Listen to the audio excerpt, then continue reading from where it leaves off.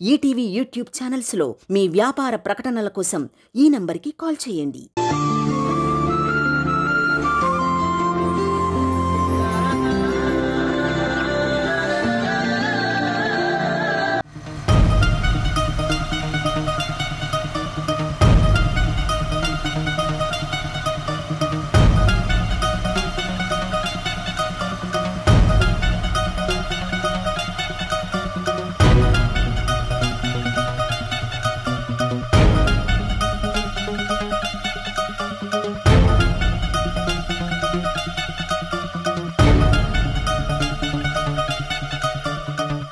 పంతులు గారు, ఏమైంది? నందుని నన్ను ఈ రాత్రిపూట ఎందుకు పిలిచారు? చెప్పండి పంతులు గారు. మీరు ఫోన్ చేశారని ఏమీ ఆలోచించకుండా వెంటనే వచ్చేసాం. ఏమైంది అసలు? ఏమైందో తెలియదు బాబు. పొద్దుననగా గుడికొచ్చారు మీ అమ్మగారు. అమ్మా? అత్తయ్య గుడికొచ్చారా? అవునమ్మా. ఆవిడలో ఏదో ఉద్వేగం, ఆ తల్లిలో ఏదో బాధ. అంతు చిక్కని ఆవేదంతో అడుగడుగున దండాలు పెడుతూ ఆ పరమేశ్వరుడి ముందు కన్నీటి పర్యంతమయ్యారు. అంతేకాదు, నడినెత్తిన మండే ఎండలో మాటలు కూడా తడబడేంతగా వణికిపోతున్న ఆ తల్లి గుండెని ఆ దేవుడికే దాసోహం అన్నట్టుగా అలుపు లేదు, సొలుపు లేదు, ఆలోచన లేదు. గుడి చుట్టూ పొర్లు దండాలు పెట్టారు. ఒకటి కాదు, రెండు కాదు, 101 సార్లు. ఆవిడ కష్టం అనంతం. ఆ దేవుడికై ఆమె పడిన శ్రమ అసామాన్యం. యుక్త వయస్సులో ఉన్న వాళ్లే కొన్ని మొక్కులు తీర్చాలంటే ఒక అడుగు వెనక్కి వేస్తారు. అలాంటిది ఆ తల్లికి ఏ దేవుడు పూనాడో, ఏ దేవత బలమిచ్చిందో కానీ బాధార్త హృదయంతో జారిన కన్నీటితో ఆ ముక్కంటికి అభిషేకం చేసింది. 48 బిందెల నీళ్లు తోడి ఆ శివుని పాదాలు కడిగిందయ్యా ఆ మహాతల్లి. అమ్మా, ఇదంతా ఊరికినే జరగలేదమ్మా. తన కళ్ళల్లో ఆకాశమంత బాధ, తను ఎవరికో తీరని అన్యాయం చేశాననే పశ్చాత్తాపం,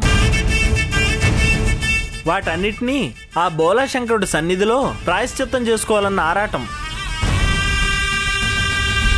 నేను చేసిన పాపానికి ఒక్కసారి కనిపించి నన్ను క్షమించానని చెప్పు స్వామి అన్న తపన అడుగడుగునా కనిపించాయమ్మా. ఇన్నేళ్లలో అమ్మగారిలో ఇంత బాధ, ఇంత అలజడి నేనెప్పుడు చూడలేదమ్మా. ఆ తల్లిని ఆపాలని చాలా ప్రయత్నించాను. కానీ ఆమె ఆవేశం, ఆమె ఆవేదన, తన ప్రాయశ్చిత్త ధోరణి చూస్తుంటే ఆపే సాహసం చేయలేకపోయాను. చివరగా ప్రదక్షిణ చేస్తూ కళ్ళు తిరిగి పడిపోతుంటే కంగారు పడి నాకేం తోచక మీకు ఫోన్ చేశాను. అమ్మ ఎక్కడుంది పంతులు గారు? అదిగో నాయనా, ఆ పక్కన కూర్చోబెట్టాను.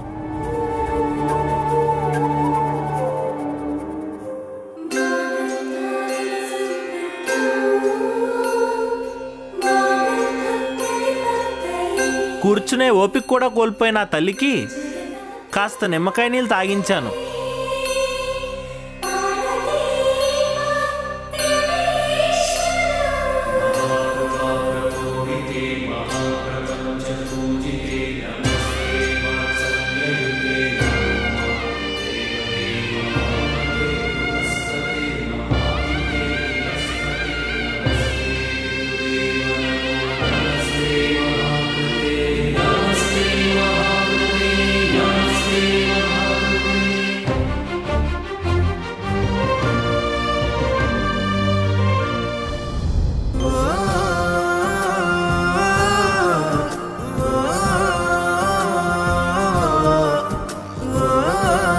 అమ్మా,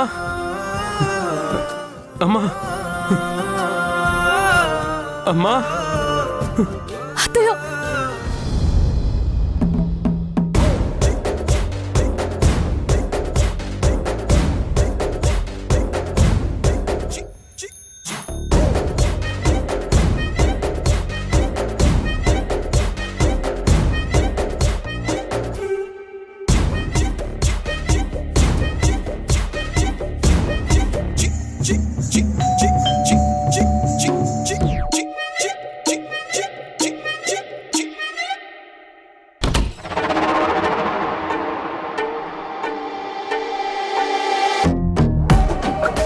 హలో బామ్మగారు. అమ్మా ఆరోహి, నువ్వా? రామ్మా లోపలికి రా.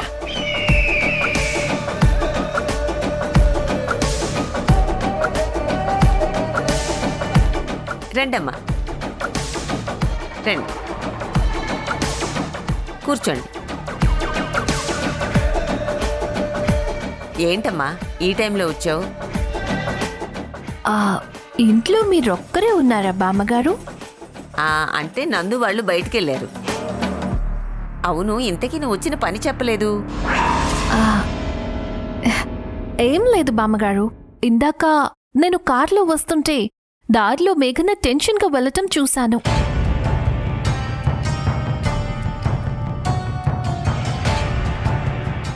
ఏంటా అని నేను కనుక్కుందామంటే వెళ్ళిపోయింది.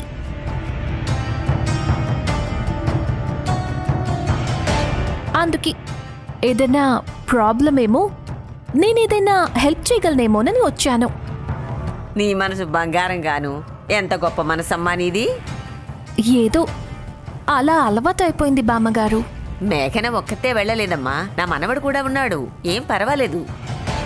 ఓహో అలాగా, చూశాను.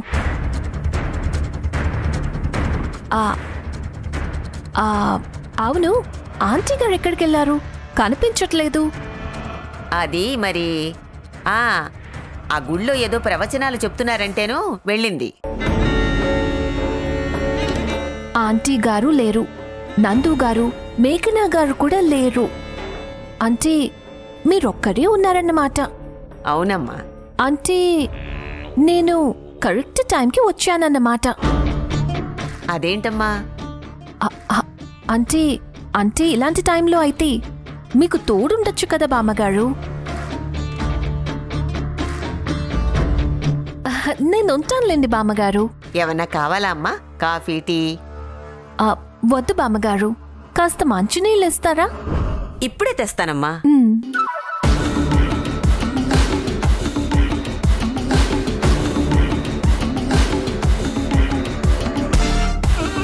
I'm the water under the mat. నా కాంతం నేనే నీ ఆయస్కాంతం. నా మాట నీ నోట పలకాలి కాంతం. పలుకుతుంది కాంతం. నేనొచ్చానుగా. I'm the water under the mat.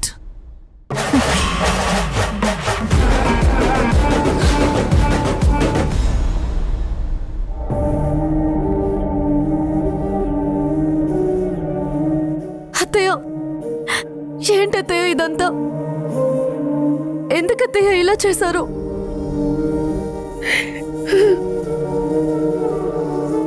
నా గుండెల్లో ఉన్న బాధ, నేను పడుతున్న ఆవేదన, నేను చేసిన పాపం ఆ దేవుడికి తప్ప ఎవరికి చెప్పుకున్నా ప్రయోజనం లేదమ్మా.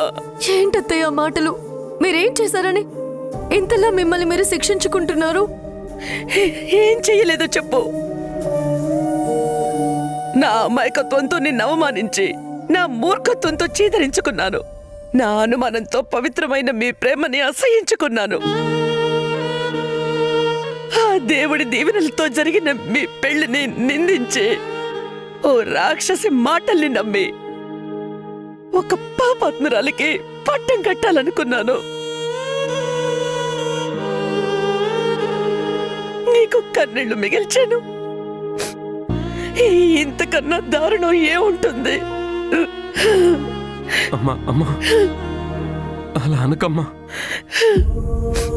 అత్తయ్య, నేనెప్పుడూ అలా అనుకోలేదు. నేనెప్పుడు మీరు చూపించే అయిష్టతని చూడలేదు. దాని వెనకున్న మీ ఆవేదనని చూశాను. మీ మాతృత్వాన్ని అర్థం చేసుకున్నాను. లేదమ్మా, మాతృత్వం అనే మాటకి అర్థం కూడా తెలియని వేరేదాన్ని నేను. అదే తెలుసుకుంటే నా బిడ్డ మనసులో నీ స్థానాన్ని గుర్తించేదాన్ని. నా కొడుకుని ప్రేమిస్తున్న నీ ఔన్నత్యాన్ని తక్కువ అంచనా వేసి అక్కడ గుడ్డిదాన్ని అయిపోయాను. అత్తయ్య, ఒక బిడ్డకి జన్మనిచ్చిన తల్లి తన ప్రేమని మరో తల్లి కడుపున పుట్టిన నీలాంటి సంస్కారవంతమైన ఆడపిల్లలపై చూపించకపోతే ఆ తల్లి ఎందుకు, ఆ తల్లి జన్మెందుకు? 20 ఏళ్లు పుట్టింట్లో తల్లి మమకారాన్ని పొందిన ఆడబిడ్డ 80 ఏళ్లు బతకడం కోసం మెట్టినింట్లో అడుగు పెట్టబోతుంటే తన వెంట కన్న తల్లి రాలేదని, తన పొందిన ప్రేమని మర్చిపోలేదని, ఆ అనురాగాన్ని అందివ్వడానికి, తన మనసుని తల్లిలా అర్థం చేసుకోవడానికి ఆ దేవుడు అతన్ని సృష్టించాడు అంటారు. కానీ అంతటి గొప్ప స్థానంలో ఉన్న నేను కత్తిలా మారి అనుక్షణం నీ గుండెని గాయం చేస్తూనే వచ్చాను. ఇంతకన్నా నీచం ఇంకేమైనా ఉంటుందా? అత్తయ్య, అలా మాట్లాడకండి అత్తయ్య, నేను తట్టుకోలేను. ఇవి మాటలు కావమ్మా. నేను నీ పట్ల చేసిన తప్పుకి ఈ రోజు నన్ను కాల్చివేస్తున్న మంటలు. ఇప్పుడేం చేయను, ఎవరికి చెప్పుకోను. ఆ దేవుడు కూడా నన్ను క్షమించడు. నిన్ను క్షమించమని అడిగే అర్హత కూడా కోల్పోయానమ్మా. అత్తయ్య, మీ నోట నన్ను క్షమించమని అడిగి నన్ను మీకు పరాయిదాన్ని చేయకండి అత్తయ్య. మీ వాత్సల్యానికి నన్ను దూరం చేయకండి. ఇదిగో ఈ సంస్కారానికేనమ్మా నీకు చేతులెత్తి దండం పెట్టేది. ఈ సహనానికే నేను దాసోహం అయ్యేది. కానీ ఏది నేను గుర్తించలేకపోయానే. నువ్వు ప్రేమతో పలకరిస్తే అసహించుకున్నాను. నువ్వు ఆప్యాయతతో దగ్గరైతే నిన్ను అవమానపరిచాను. గువ్వా గోరింకల్లా కలిసి ఉండాల్సిన మీ ఇద్దరిని అయ్యో వేరు చేశాను. ఓ శూర్పణఖ మాటలు విని సీత లాంటి నీకు పరీక్షలు పెట్టి రాముళ్ళంటి నా బిడ్డకి శిక్ష వేశాను. నన్ను క్షమించమని ఎన్నిసార్లు చెప్పినా నాకు ప్రాయశ్చిత్తం లేదమ్మా. అమ్మా, మేఘన ప్రేమ గొప్పది కాబట్టే నువ్వు ఒప్పుకునేదాకా ఆ ప్రేమే మాకు ఓర్పునిచ్చింది. నీ మనసు నాకు తెలుసు కాబట్టే ఆ మనసు మారే నిజాన్ని తెలుసుకొని మమ్మల్ని ఆదరిస్తుందనే నమ్మకం కలిగింది. తప్పు నీది కాదమ్మా, నువ్వు నా మీద పెంచుకున్న ప్రేమ అలాంటిది. అవునత్తయ్య, మీ స్థానంలో ఎవరున్నా ఇలాగే చేస్తారు. మీ మనసుకి నాకు అన్యాయం చేయాలని తెలియదు. మరో ఆడపిల్లకి న్యాయం చేయాలనుకున్నారు అంతే. అందుకే ప్రతిమ వైపు నిలబడ్డారు. అది మీ నిజాయితీ అనుకున్నానే తప్ప నీ కలలో కూడా అనుకోలేదత్తయ్య. నేను చేసింది మీరు క్షమించటం, అది మీ గొప్పతనం. మీ 3 ముళ్ల బంధం నాకు నిజం అనిపించలేదు. అది నా దురదృష్టం. విధి నాతో ఆడుకుంది. నా కంటిని, నా మనసుని అబద్ధం అనే ముసుగుతో కప్పేసింది. అందుకే వంశాచారం అని, సంప్రదాయం అని, అది నువ్వే తీర్చాలని, మొక్కు అని నిన్నే సవాల్ చేశాను. నిన్ను నా ఇంటికి దూరం చేయాలనుకున్నాను. కానీ ఆ దేవుడు నీ వైపు నిలబడి నిన్ను గెలిపించాడు. నన్ను నాకు ఈరోజు కొత్తగా పరిచయం చేశాడు.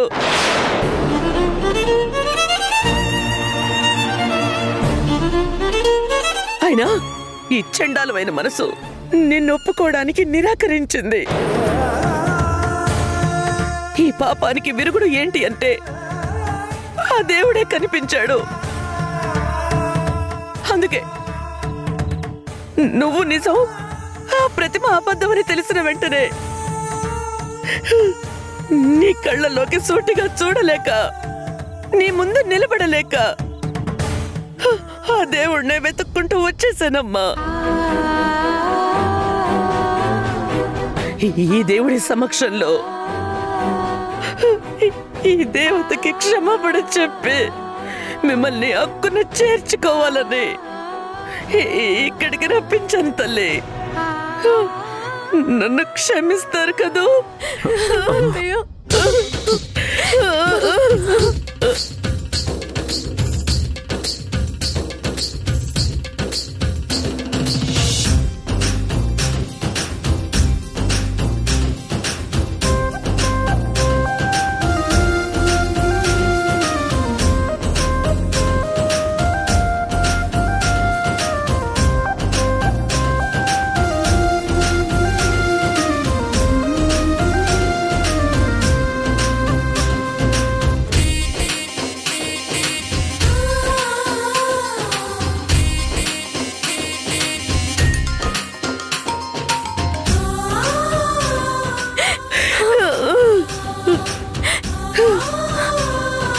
ఇదేనమ్మా ఆ పరమేశ్వరుడు లీల. ఆడించేంతసేపు ఆడిస్తాడు, అవసరం వచ్చినప్పుడు అందరినీ జోడిస్తాడు.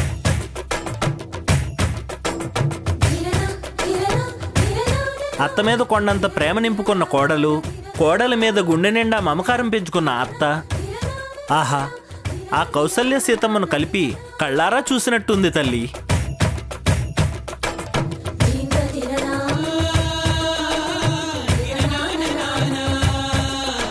మబ్బులు వీడిపోయి మనసులు కలిసిపోయి ఇక మీదట మీ కుటుంబంలో అంతా శుభమే. తథాస్తు.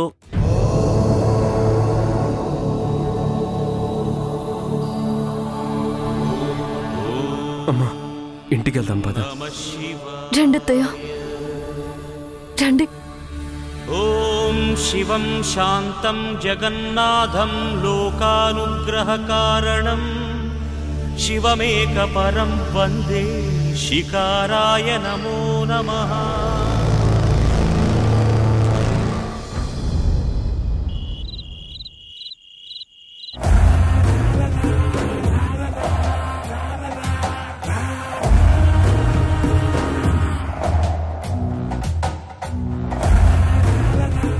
ఏంటి నందు మేఘనా గుడికి వెళ్ళి ఇంకా రాలేదు?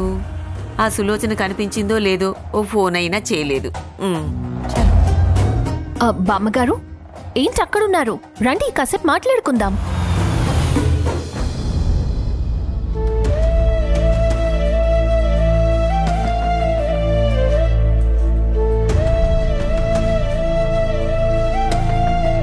సులోచన,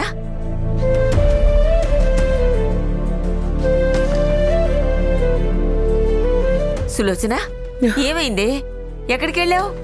నీ కొడుకు కోడలు ఎంత కంగారు పడ్డారో తెలుసా? ఏం లేదత్తయ్యా, గుళ్ళో ప్రవచనాలు చెప్తున్నారంటే వెళ్ళాను. పనిలో పని ప్రదక్షిణాలు చేద్దాం అనుకుంటే కళ్ళు తిరిగి పడిపోయానంతే.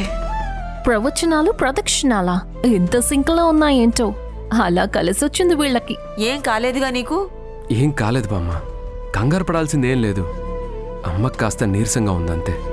అత్తయ్య, మీకు వేణీళ్ళు పెడతాను, స్నానం చేసి నిద్రపోతురు గాని. మనవరాలా, నీకు చెప్పానా బాబాని నమ్మి చూడు, నీకంతా మేలే జరుగుతుందని? నిజం బామ్మ, నా నమ్మకం, ఆ బాబా ఆశీర్వాదం. ఆరోహి గారు, మీరెప్పుడొచ్చారు? మిమ్మల్ని చూడనే లేదు. బావున్నావా ఆరోహి? ఇందాకే వచ్చాను. చాలా బాగున్నాను ఆంటీ. అవును, మీరేంటి ఇక్కడ? క్యాజువల్గా వచ్చాను. ఇంట్లో మీరెవరూ లేరు, బామ్మగారు ఒంటరిగా ఉన్నారని కాస్త తోడుగా ఉన్నాను. థ్యాంక్స్ అండి. వద్దొద్దు, నాకు థ్యాంక్స్ చెప్పి గొప్పదాన్ని చేయొద్దు. వెళ్ళండి, వెళ్ళి రెస్ట్ తీసుకోండి. రండత్తయ్య, మెల్లగా.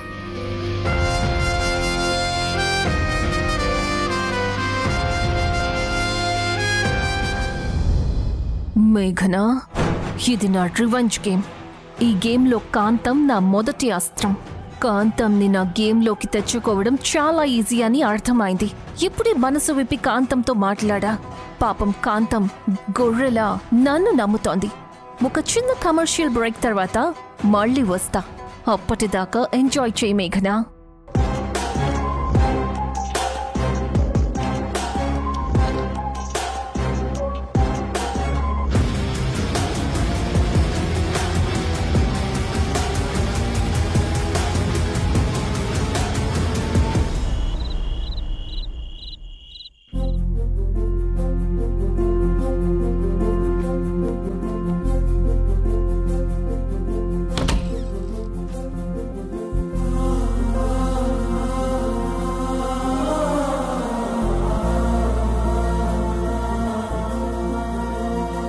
అత్తయ్య అత్తయ్య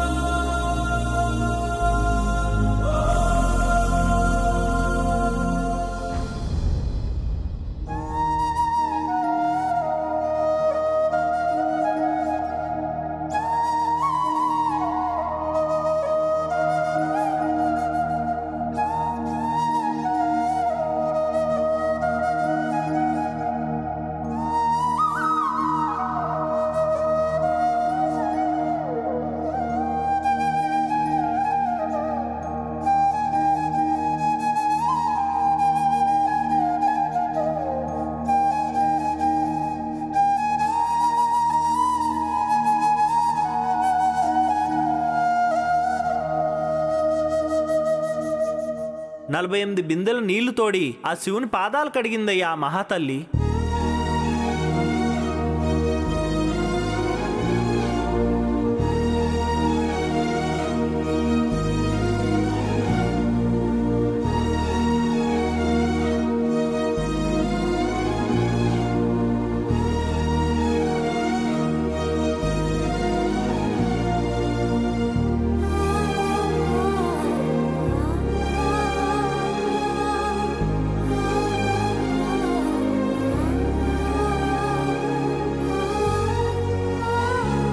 ఎందుకత్తయ్య ఇలా చేశారు?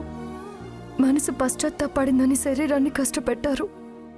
చూడండి కాళ్ళు ఎలా బొబ్బలెక్కాయో. మేఘనా, నేను తప్పు చేశానమ్మా. నిన్ను చాలా బాధ పెట్టానమ్మా. క్షమించమ్మా.